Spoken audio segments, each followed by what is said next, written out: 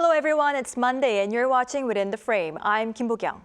U.S. President Joe Biden will soon host South Korean President Yoon and Japanese Prime Minister Fumio Kishida for a trilateral summit at Camp David. The summit is said to be of historic importance in that it is not only a standalone summit, but also in that it will significantly boost security and economic cooperation between the three countries. What will be on the agenda and what could we expect from the summit? For an in-depth analysis, we invite Professor Kim Hyun-wook from Korea National Diplomatic Academy. Professor Kim, welcome to the show. Thank you for inviting me. Thank you for being with us. And we also have Evans Revere, Senior Advisor at Albright Stonebridge Group. Mr. Revere is also the former Acting Assistant Secretary of State for East Asian and Pacific Affairs. Good to see you again, Mr. Revere. Great to be with you. Thanks for having me. Thank you. Now, Professor Kim, first question. A three-way summit is going to take place at Camp David later this week, and it has great significance given that it is taking place independently, not on the sidelines of any multilateral forum. Now, how significant is the summit itself and, of course, the site Camp David? Well, I think the reason for having an independent trilateral mechanism, I think, is that three countries feel the needs of trilateral cooperation very urgently. For example, the United States Biden government, after his initiation, I think tried to elaborate the Indo-Pacific strategy based upon unilateralism. It established a Quad and AUKUS, but I don't think those two unilateralism is sufficient to have an important military and security role in this Indo-Pacific region. So I think maybe U.S., Japan, Korea trilateral mechanism is most important mechanism to take a role in this region as a unilateral security military mechanism, I think. That's, I think, what the U.S. needs is about. And yeah, definitely Japan and South Korea too. Japanese government now feel more and more needs to have cooperation with the U.S. and South Korea because Japan feels such a big risk coming out of the Taiwan Strait. Taiwan and Japanese islands is pretty close to each other.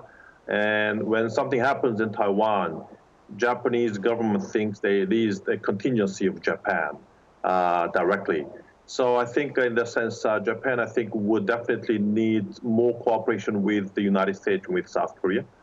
And South Korea definitely needs more cooperations with the Japan and the United States. First, because of North Korea threats. And second, I think this trilateral mechanism can give an important bridge to the South Korean government to expand its diplomatic sphere and ultimately achieve the goal of a global pivotal state. So I think the three countries' needs for trilateral mechanism became much more important compared to the past. Right, I see. So the summit is very significant in many different ways. Now, we are going to tap on the agendas, but before that, Mr. Revere, it is widely expected that there will be a discussion on regularizing the tripartite summit between South Korea, Japan, and the U.S., just like the Quad. If it is held on a regular basis, what would that mean? Well, I would make 3 points in response to that. I think first and foremost, both practically and symbolically, the regularization and making as substantial an integration of the three countries as possible would be a major step forward in building an even stronger and more cooperative security architecture in Northeast Asia. And I think the second point I would make is that the regularization of this important trilateral cooperative mechanism would send a very strong signal to potential adversaries, particularly North Korea, of course, of the determination of the United States, the Republic of Korea, and Japan to work together to maintain a strong deterrent and keep the peace in this critically important region. And then the third point I would make would be that if this can be regularized, and I have no doubt that it will be, it would, I think, mark a major step forward in Republic of Korea-Japan cooperation as well.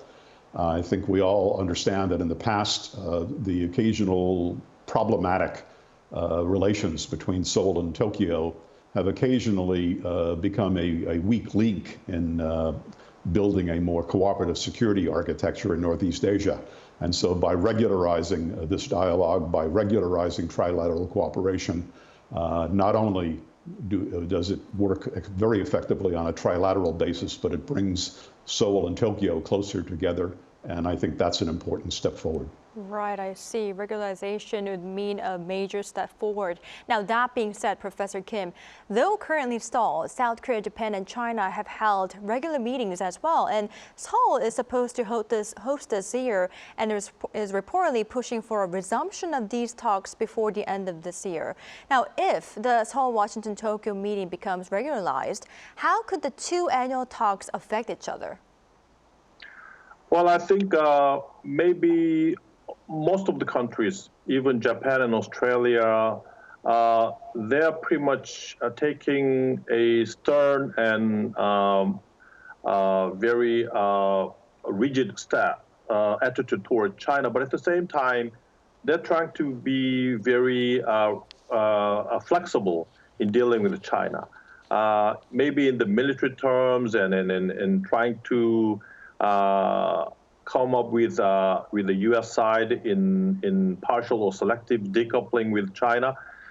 They still think that they cannot completely decouple China from their economic ties with China. So maybe that kinds of flexibility is what Japan and South Korea needs. I mean, recently the U.S. also changed its rhetorical expression toward China from decoupling to de-risking, even though I don't think the real policy change has happened.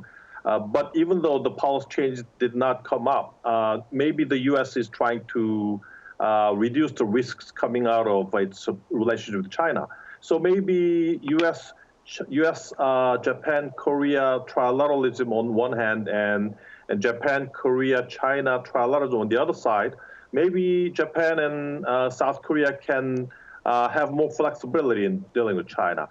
They are not, on one side, can be very tough on China, but at the same time, throughout the China, Japan, Korea trilateralism, Japan and South Korea have more diplomatic leeway to reduce and loosen its toughness and risks coming out of its tough position towards China.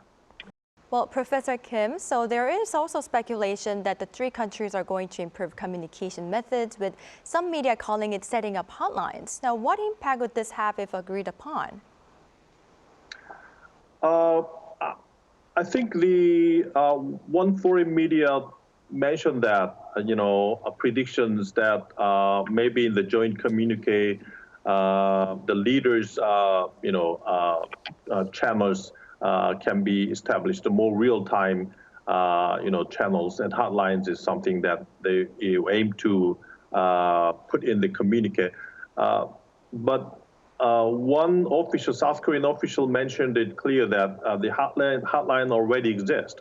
So I think that leaders hotline signifies that the hotline between Japan and Korea, because Japan and Korea relationship has been recently restored, and maybe there are a lot of things to build up in the relationship between U.S. and Japan and Korea. Now relationship is restored, and on top of it, I think they need to build up many things to cooperate with each other. For example, economic security and military security and things like that. And maybe in order for a very real-time responses to any kinds of military provocations in this region, whether it's coming from North Korea or China, I think the leaders need to have a hotline between Japan and Korea.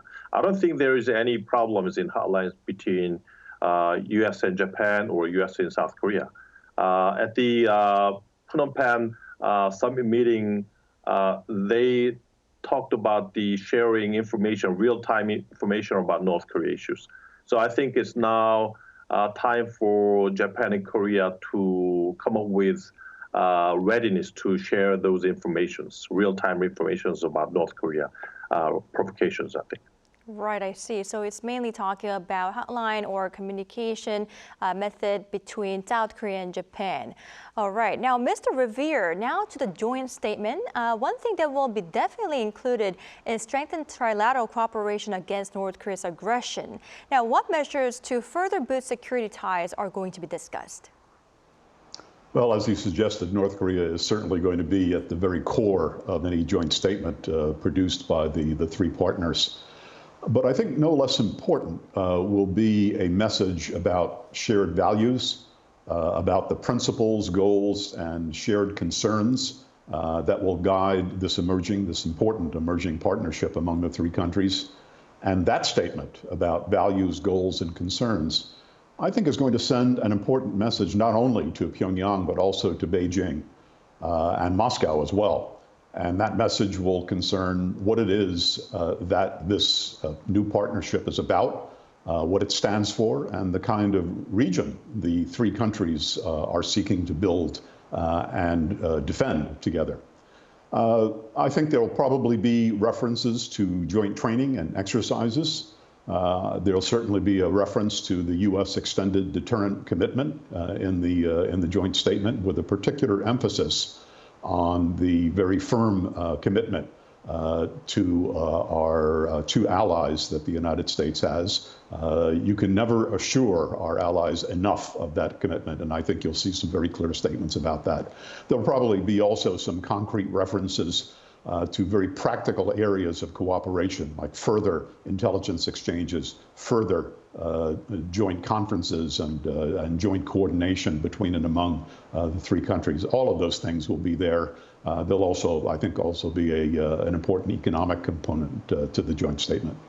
Right. Mr. Revere, since you brought up the intelligence sharing front, I'd like to ask you this question. Now, according to the recent news, Chinese military hackers compromised Japan's classified defense networks years ago, and Japanese networks are still considered not sufficiently secure enough, which could impede boosting intelligence sharing between the three countries. What's your opinion on this? Well, it's a stark reminder that there are some actors, international actors out there that don't that don't look at our allies and our cooperation very positively, and are doing what they can to find out what we're all about, to perhaps undermine that cooperation, and to use their technical capabilities to see what can be done to weaken or interfere with that cooperation. And this, I think, was yet another stark reminder of that.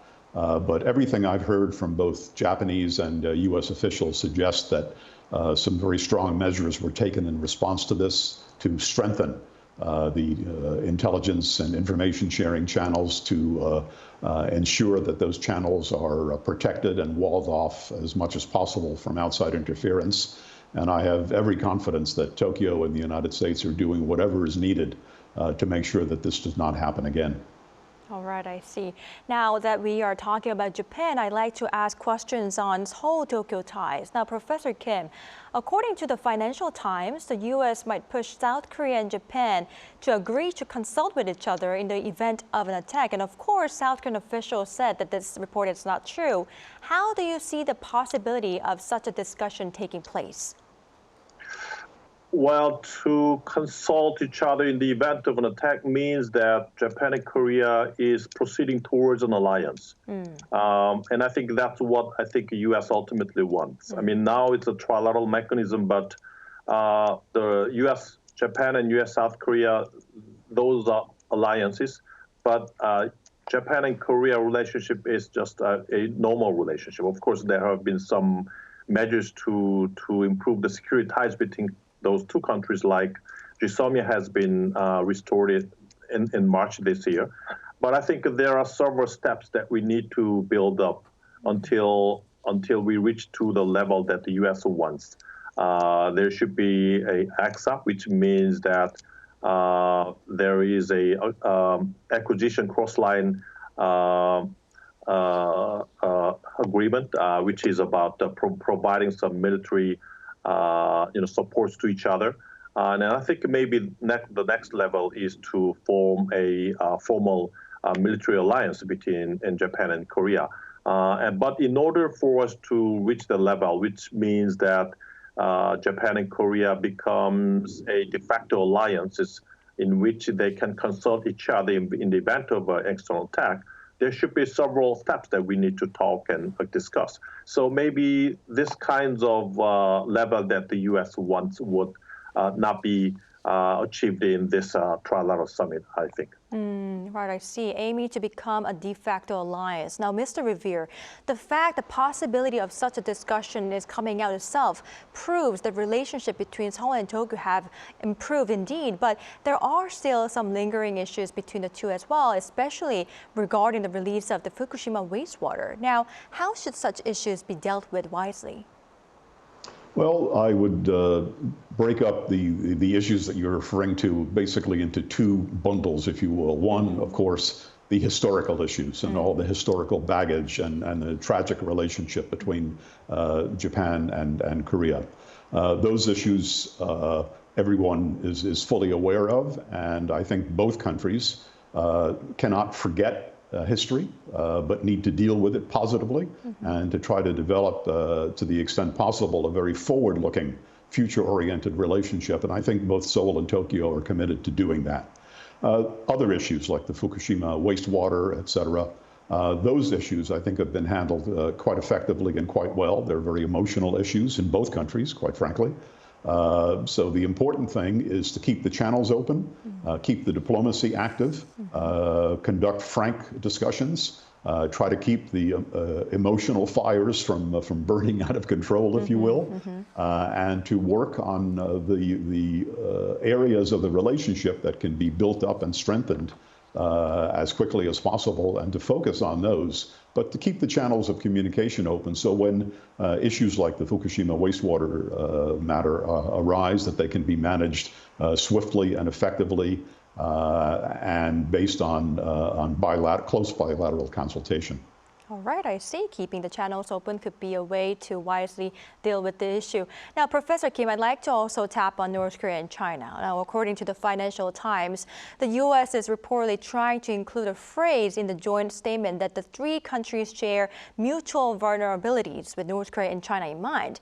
But with South Korea not in a position to overlook relationship with China and with the U.S. also trying to improve ties with China, how should the China issue be addressed? Fundamentally, the trilateral cooperation is aiming at dealing with North Korea threat. The common threat perceptions among three countries is North Korea. Of course, nowadays, the South Korean attitude towards China is kind of evolving. They talk a lot of things about China, for example, peace and stability in the Korean Peninsula, and South Korea does not want any kinds of, strengthened-based change of status quo in the Indo-Pacific strategy, things like that. But there has not been any direct phrases aiming at China from South Korean perspective. So I think mutual vulnerability of three countries vis-a-vis North Korea and China doesn't have any problems because South Korea definitely has mutual vulnerability vis-a-vis North Korea and China.